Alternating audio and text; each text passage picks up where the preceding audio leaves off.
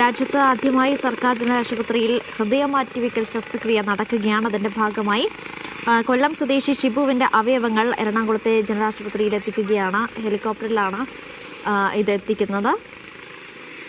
സുനിൽ ഐസക് വിവരങ്ങൾ നൽകും. സുനിൽ, വിശദാംശങ്ങൾ. സംസ്ഥാന സർക്കാരിന്റെ ഉടമസ്ഥയിലുള്ള എയർ ആംബുലൻസിലാണ് എറണാകുളത്തെ താലൂക്ക് ജനറൽ ആശുപത്രിയിലേക്ക് ഹൃദയം കൊണ്ടുപോകുന്നത്. അതിനുവേണ്ടി തിരുവനന്തപുരം മെഡിക്കൽ കോളേജ് ഗ്രൗണ്ടിലേക്ക് എയർ ആംബുലൻസ് ഇപ്പോൾ എത്തിക്കഴിഞ്ഞിരിക്കുന്നു. ഏതാണ്ട് അവിടെ ശസ്ത്രക്രിയാ നടപടികൾ പുരോഗമിച്ചുകൊണ്ടിരിക്കുകയാണ്.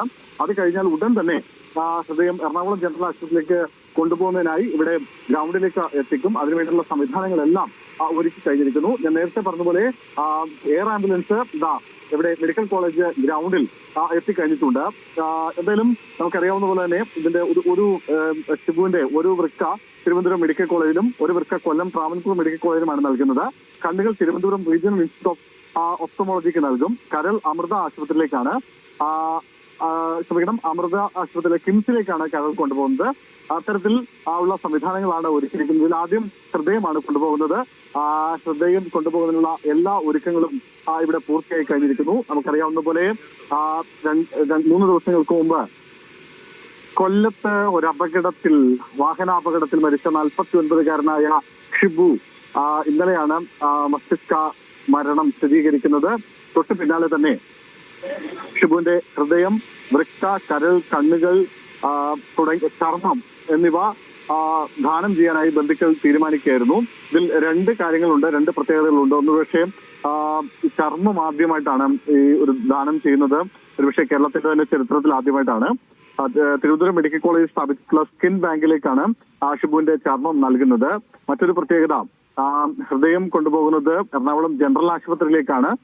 സംസ്ഥാനത്ത് തന്നെ ആദ്യമായിട്ടാണ് ഒരു ജനറൽ ആശുപത്രിയിൽ ഹൃദയം മാറ്റിവെക്കൽ ശസ്ത്രക്രിയ നടത്തുന്നത് എന്നൊരു പ്രത്യേകത കൂടി ഉണ്ട്.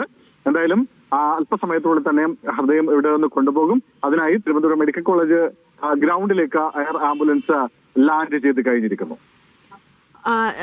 സുനിൽ, ഈ ശസ്ത്രക്രിയക്കുള്ള നടപടികളൊക്കെ എങ്ങനെയാണ് പുരോഗമിക്കുന്നത്? സജ്ജമാണോ പൂർണ്ണമായും? ശസ്ത്രക്രിയ നടപടികൾ മെഡിക്കൽ കോളേജ് ആശുപത്രിയിൽ ആരംഭിച്ചു കഴിഞ്ഞിട്ടുണ്ട്. ഏതാണ്ട് നമുക്ക് ലഭിക്കുന്ന വിവരം, അവിടെ നിന്ന് ലഭിക്കുന്ന വിവരം അനുസരിച്ചാണെങ്കിൽ ഏതാണ്ട് അരമണിക്കൂർ മുമ്പ് തന്നെ ശസ്ത്രക്രിയ നടപടികൾ ആരംഭിച്ചിട്ടുണ്ട്. ഏറിയാൽ അരമണിക്കൂർ അതിനുള്ളിൽ തന്നെ ആ ശസ്ത്രക്രിയ പൂർത്തിയാകും. പൂർത്തിയായാൽ ഉടൻ തന്നെ ഹൃദയവും വഹിച്ചുകൊണ്ട് പ്രത്യേക ആംബുലൻസ് ഇവിടെ മെഡിക്കൽ കോളേജ് ഗ്രൗണ്ടിലേക്ക് എത്തും. അവിടെ നിന്ന് നേരെ ഹൃദയം എയർ ആംബുലൻസിലേക്ക്, അവിടെ നിന്ന് എറണാകുളം ജനറൽ ആശുപത്രിക്ക് മുമ്പിലുള്ള ഗ്രൗണ്ടിലേക്ക് കൊണ്ടുപോകാനാണ് എയർ ആംബുലൻസ് എത്തിക്കും. അതിനാണ് തീരുമാനിച്ചിരിക്കുന്നത്. എല്ലാ സംവിധാനങ്ങളും എല്ലായിടത്തും തയ്യാറായി നിൽക്കുന്നുണ്ട്.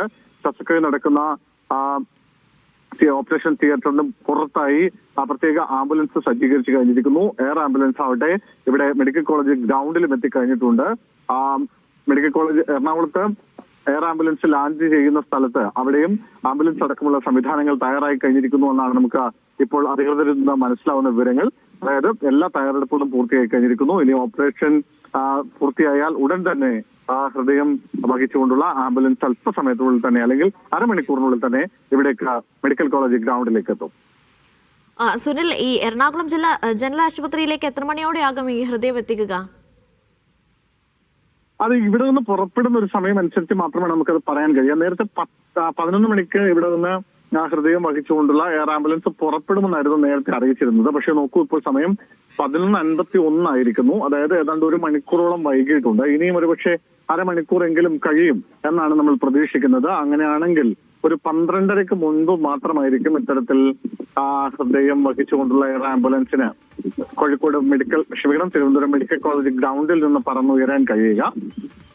എന്തായാലും അതനുസരിച്ച് നമുക്ക് പ്രതീക്ഷിക്കാൻ കഴിയുന്ന ഒരു 12:30 മണിയാണ്. അങ്ങനെയാണെങ്കിൽ അതനുസരിച്ചായിരിക്കും എയർ ആംബുലൻസ് എറണാകുളത്തേക്ക് എത്തുക. അവിടെയും എല്ലാ സംവിധാനങ്ങളും ഒരുക്കി കഴിഞ്ഞിട്ടുണ്ട്.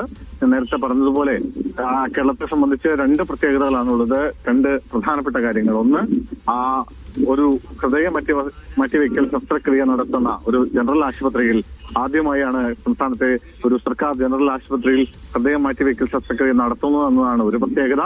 മറ്റൊന്ന്, ഈ ചർമ്മം ദാനം ചെയ്യുന്നത് ഒരുപക്ഷെ സംസ്ഥാനത്തിന്റെ തന്നെ ചരിത്രത്തിൽ ആദ്യമാണ് എന്നതാണ്.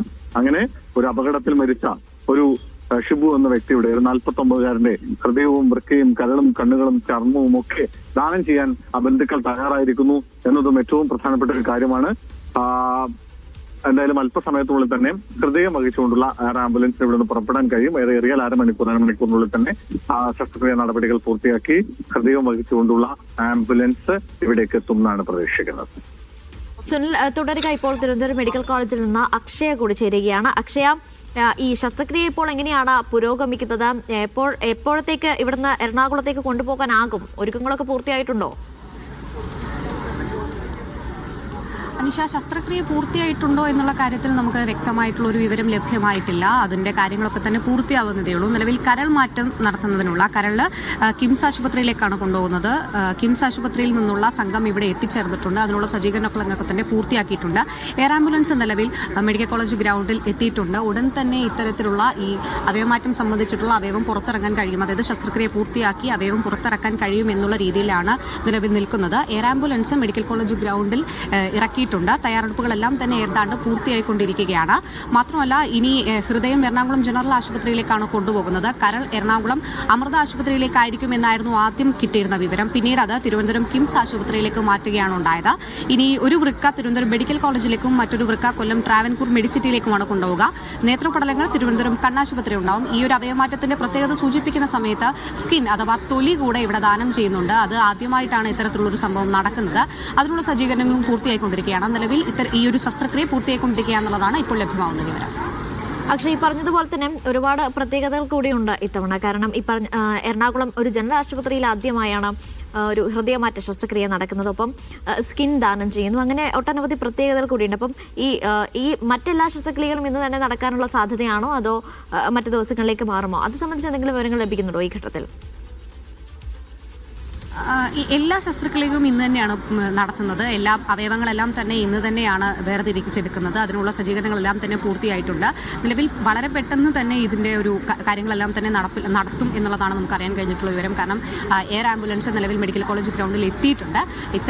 ഇതാണ് നമുക്കിപ്പോൾ ലഭ്യമാവുന്ന വിവരം. അനീഷ, രാജ്യത്ത് തന്നെ ആദ്യമായിട്ടാണ് ഒരു സർക്കാർ ജനറൽ ആശുപത്രിയിൽ ഹൃദയം മാറ്റിവെക്കൽ ശസ്ത്രക്രിയ നടക്കുന്നത്. ഇപ്പോൾ ഹൃദയം ഉൾപ്പെടെ കൊണ്ടുപോകാൻ വേണ്ടി തിരുവനന്തപുരം മെഡിക്കൽ കോളേജ് ഗ്രൗണ്ടിൽ എയർ ആംബുലൻസ് എത്തിയിരിക്കുകയാണ്. ഇപ്പോൾ ഈ ഹൃദയം, കരൾ, വൃക്കകൾ, നേത്രപടലം, ഒപ്പം ചർമ്മം എന്നിവയൊക്കെ ഈ കൊല്ലം സ്വദേശിയിൽ നിന്ന് ശേഖരിക്കുന്ന നടപടിക്രമങ്ങളാണ് ഇപ്പോൾ പുരോഗമിക്കുന്നത്. തിരുവനന്തപുരം മെഡിക്കൽ കോളേജിൽ ശസ്ത്രക്രിയ ഇപ്പോൾ പുരോഗമിക്കുകയാണ്. അല്പസമയം, ഏതാണ്ട് അരമണിക്കൂർ സമയമാണ് പ്രതീക്ഷിക്കുന്നത്. അതിനുള്ളിൽ തന്നെ ഈ അവയവങ്ങളൊക്കെ തന്നെ കൊണ്ടുപോകാൻ സാധിക്കുമെന്നാണ് പ്രതീക്ഷിക്കുന്നത്.